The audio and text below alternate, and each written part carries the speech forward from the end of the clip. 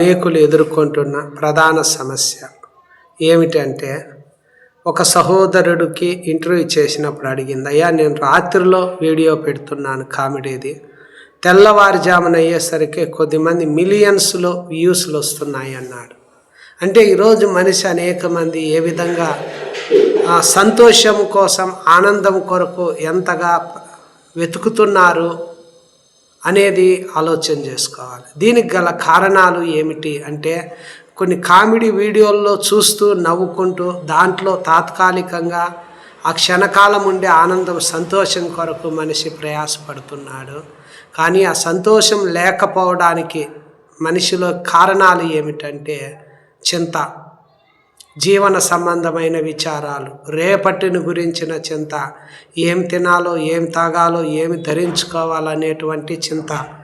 ఈ విచారాల చేత మనిషి ఏమవుతున్నారంటే